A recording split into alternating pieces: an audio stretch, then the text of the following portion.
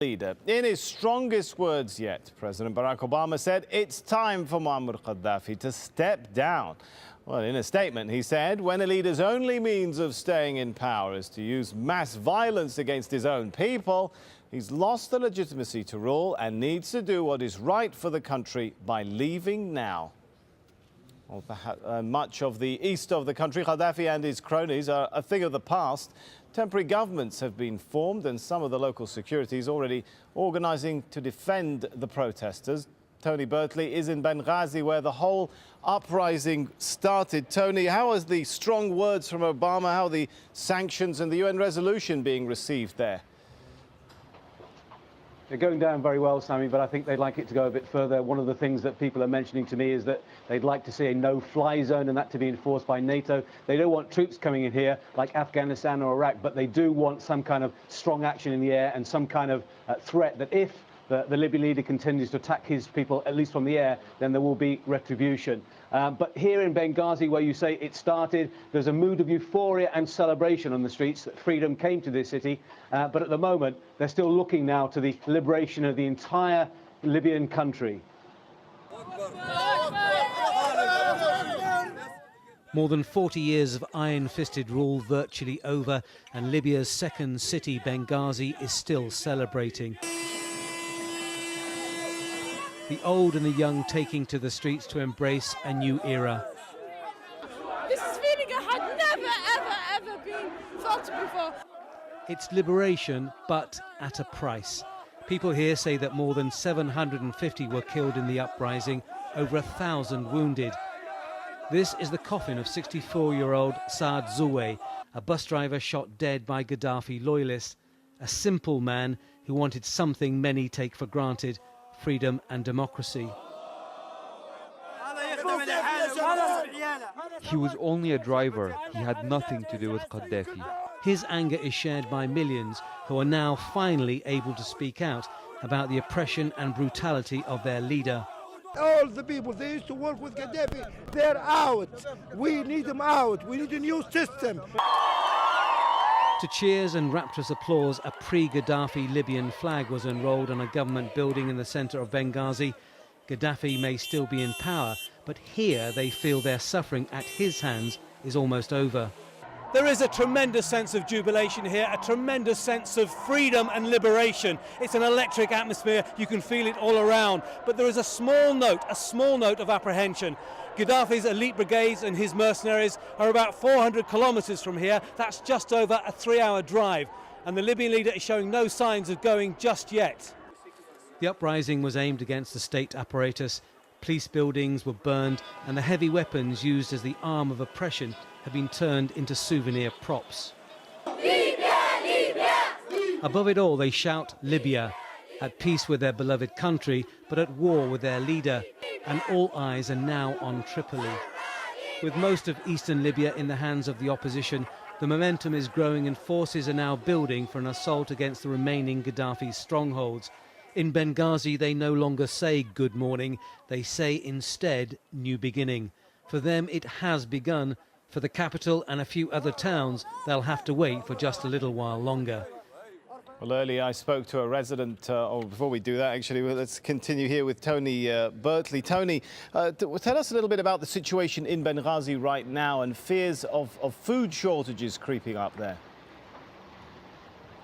Yes, I think when the euphoria dies down, I think they're going to be looking at the practicalities of living now. Essentials like electricity, like the gas, that's still flowing. People have still gone to work.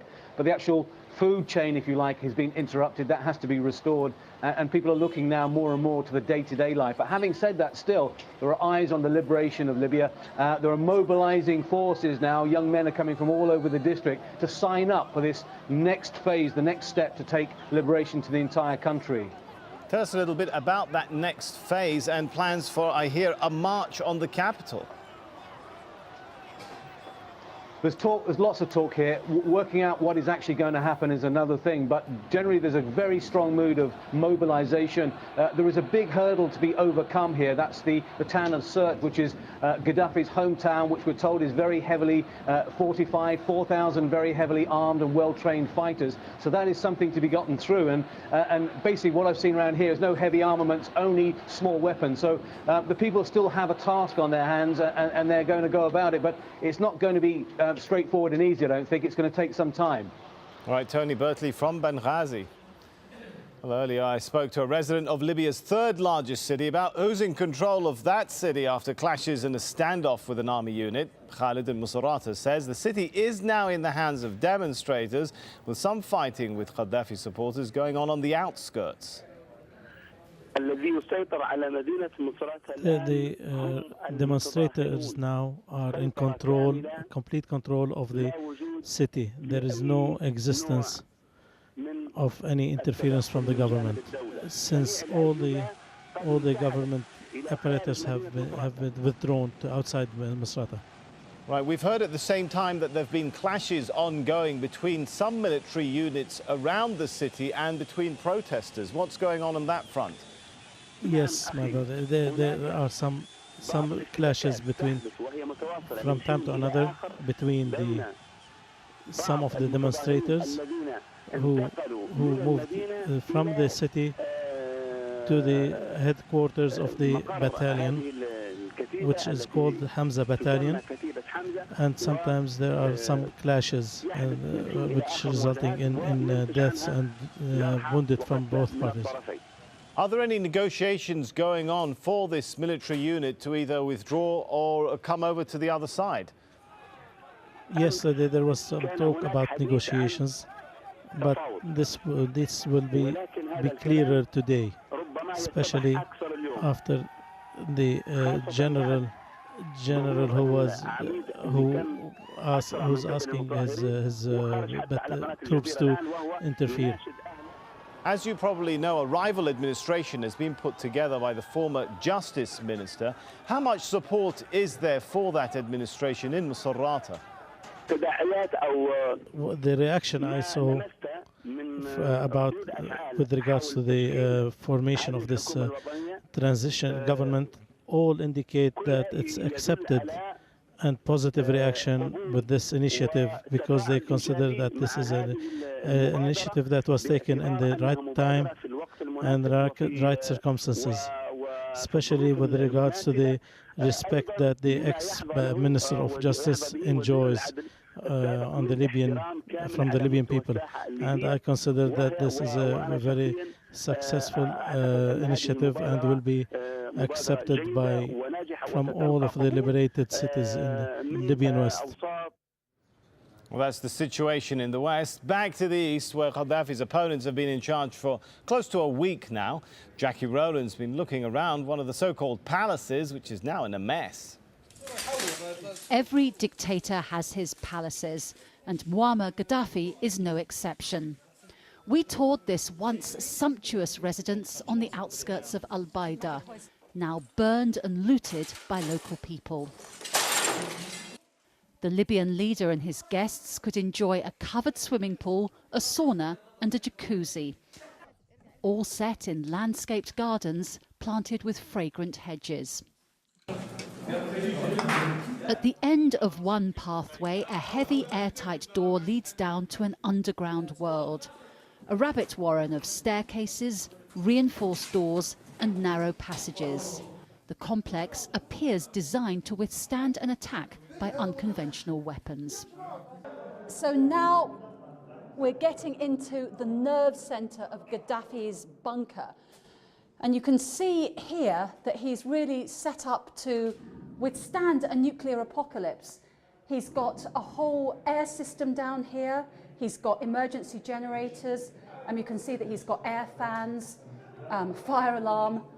If we look over here, all the different filters, water pumps, you see. He could quite possibly survive, or he could have survived down here for several months. And it's actually really interesting as well, when you look at some of these little stickers here, it's showing the maintenance that was run. You can actually see look, the last test run on the 14th of January this year, test run okay. So this equipment was being seriously maintained and seriously kept up to date.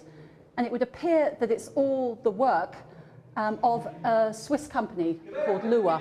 So here we've got an American company here. This is some kind of an air filter system. You see you've got all these kind of filter fabric here, this non-woven fabric that must have been to keep toxins or whatever out. And Dwyer Instruments, Michigan City, USA. The living quarters include 2 bathrooms with flushing toilets. This concrete underworld gives a glimpse of the kind of paranoia which must exist in Gaddafi's inner circle. And now we seem to have a kind of back exit or an emergency exit, if you like, this fixed ladder that will take us back up to the surface again. Jackie Rowland, Al Jazeera in eastern Libya. Well, still to come, escaping the violence. Foreigners stuck in Libya scramble to flee the troubled country. Plus, I'm Rob Reynolds in Hollywood, where it's Oscar time again. Coming up, we'll have a look at this year's crop of Academy Award nominees.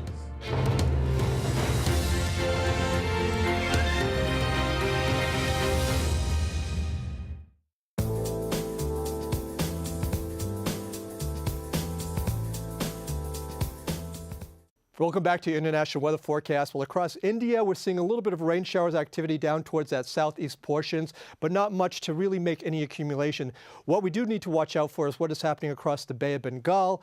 Sri Lanka did have a break from all the flooding that they had over the last couple of weeks, but now we have another system coming in right here. We need to watch this very carefully, watch the movement. If it starts to make its way up towards the northwest, more flooding could be a potential there. Now, Karachi, Pakistan, we're looking at some temperatures that have been increasing over the last couple of days. We expect those to stay very, very high over the really to the beginning of the week, and the haze situation could also be a problem there.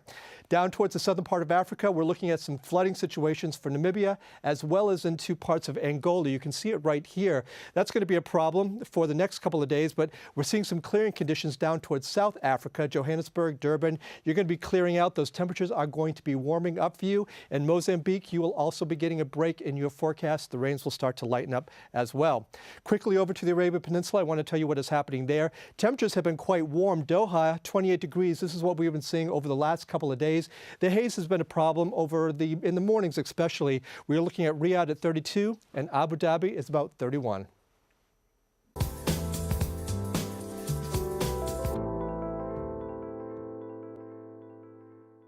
He's taken stolen goods and he's now dumping them onto the world without any sort of consideration for consequences. From people making the news. If the North will be saved a lot of trouble, I think it is important that they should come together. To those it affects. We do accept that there was